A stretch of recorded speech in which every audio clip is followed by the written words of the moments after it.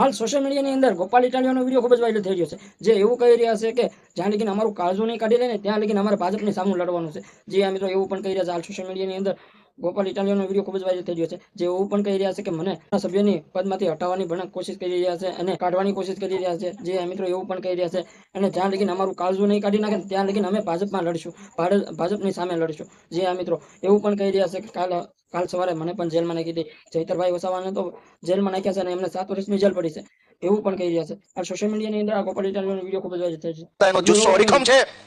કાલ કદાચ મને પૂરી દે, મને હવે ધારાસભ્યમાંથી કાઢવા માટે કાઢી કરે છે. હવે જોઈ કેટલા દી એનું મારું બેનું હાલે છે.